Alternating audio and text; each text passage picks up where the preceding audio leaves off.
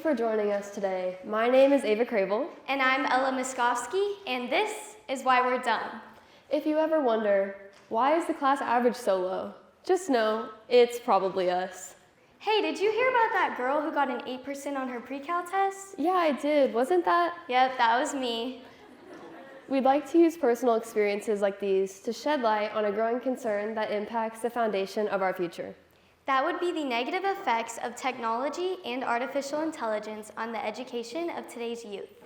Although people often quote the well-known phrase, "the number on the page doesn't define you," well, we believe that to a certain extent, it does. Observing this downward slope in our grades has made us feel incapable of achieving excellence, both in and out of the classroom. And this has all spiraled from the heavy involvement of technology within our daily lives.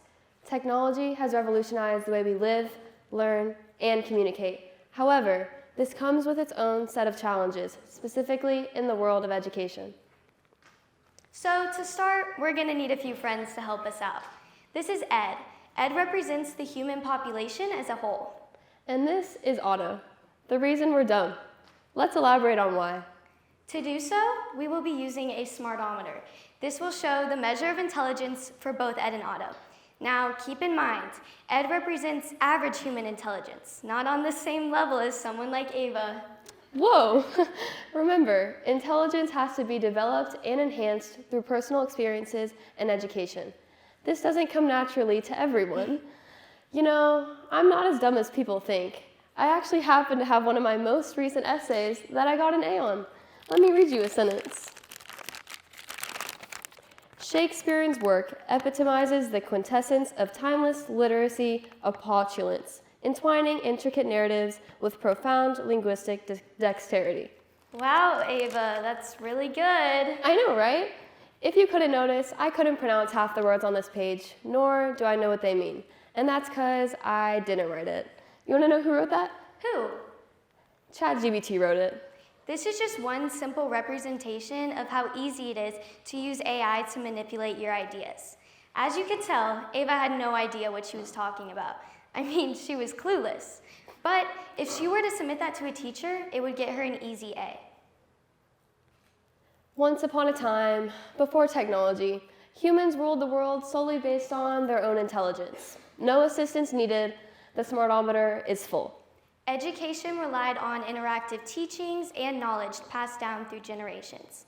Living without the conveniences of technology, we were easily connected through community, nature, and the most enjoyable aspects of life. Now, as time progresses, humans are beginning to invest in the development of technology. 50 years ago, the most needed school supplies were a pencil and paper. Nowadays, a source of technology is a necessity in each and every class. A couple years ago, when technology was first being introduced to classrooms around us, I had a good friend, and she went to a private school. She would always brag about how all of their work was done online. Whether it was a test, homework, or quiz, it could all be done from a computer. After hearing this, I was filled with envy, jealousy, raging, if you will. At first, we viewed this shift as such an advantage, but we're starting to realize that there are some limits to the constant use of computers. We've drifted away from some of the most simple yet effective learning techniques like hand-taken notes. As efficient as learning can be using technology, it is proven that writing by hand approximately helps you recall tasks easier rather than typing them into a computer, smartphone, or tablet. So our question is, why are we straying away from a learning tactic that has been proven to be most efficient and effective? Is it because we're lazy, or is it for our own convenience? Probably a little bit of both. Now let's be honest, cheating has become quite prevalent within our educational lives. And I'm sure we've all looked up a worksheet online and copied down the answers from Quizlet. But the real question is, why is our exact worksheet online? If AI is creating the assignment for teachers and completing it for students, then this becomes pointless. Technology can be a useful tool to make our learning more efficient, or it can be used as a shortcut to reduce the quality of our education. We believe this problem escalated after COVID-19. During the pandemic, we had everything we needed under one website within seconds. So school became significantly easier, which is why our transition back to in-person school was so difficult and brutal for us, because all of these bad habits had become second nature. There appears to be a misconception that we are building up AI intelligence to better our own education. But in order for technology to gain intelligence, it has to feed off of our own. So, in simpler terms, every time Otto is gaining intelligence, Ed has to lose some. In an ideal world, both humans and technology would be able to work together to feed off of one another and exchange ideas to revolutionize the world we live in. Unfortunately, this is not a possible scenario. Now, I rely on technology within so many different aspects of my life, and I don't know about y'all, but I find myself to be directionally challenged, and I can hardly get down the street without my Google Maps app. I'm sure many of you new drivers can relate. Funny you say that, because I actually got lost on the way to school today because I attempted to get here without my maps.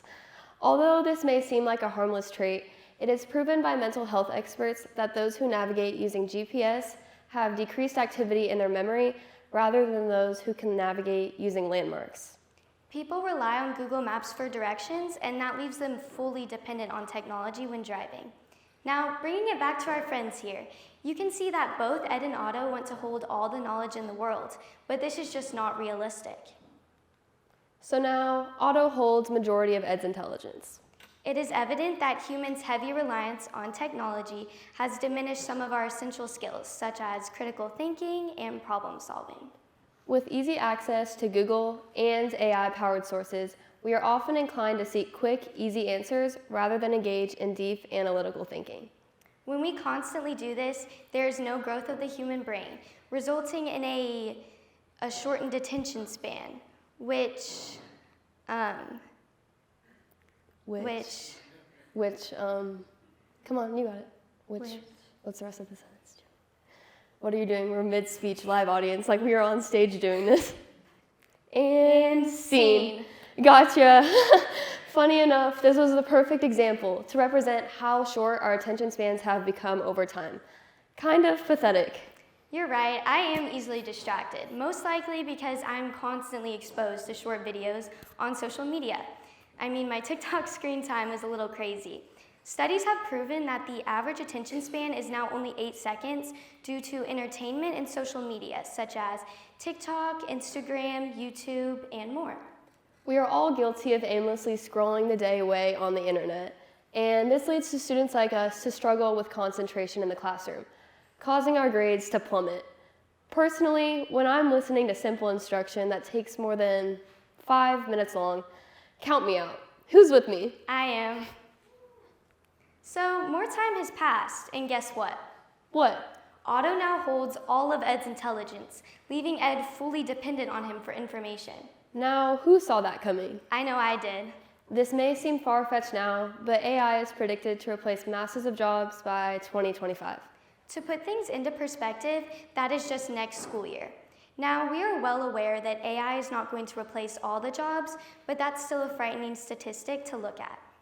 Think about it. If you were the owner of a business, would you rather hire someone who works slow, makes mistakes, and have to pay them consistently? Or would you rather invest in technology that gets the job done 10 times faster? I know what I would do. Me too, because logically, technology is our best solution.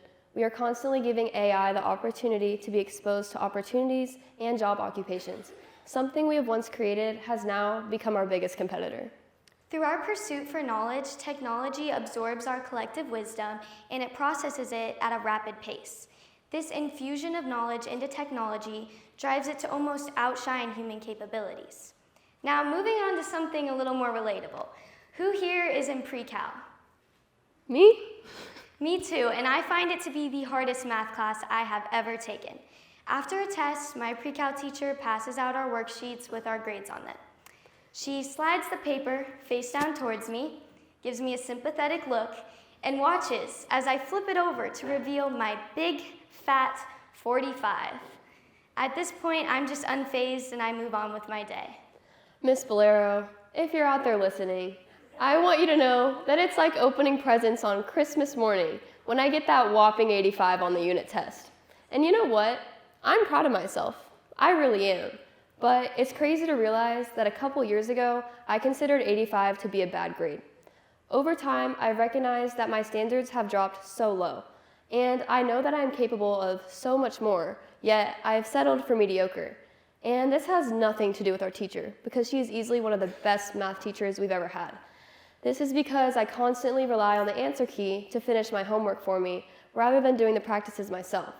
So when the night before test rolls around and I'm stressing and studying, I figure out I don't know any of this material because I didn't learn it in the first place. I am only hurting myself. Using technology irresponsibly can only lead to negative outcomes, making me feel dumb. We wanted to share some personal experiences like this with you so you could empathize with us and have a greater understanding of why we're here today. So we've been rambling on and on about the negative effects of AI and technology on today's youth. And you may be wondering, what can we do to solve this solution? We must empower our young minds to harness the advantages of technology while not relying on it for success. The most significant way we can do this is by simply doing our own schoolwork without the help of Google. Now, don't get me wrong, technology has been advantageous when it comes to research, communication, even stuff like disability assistance. But we must use it smartly, such as using Google to research for your essay, rather than having Google write the essay for you.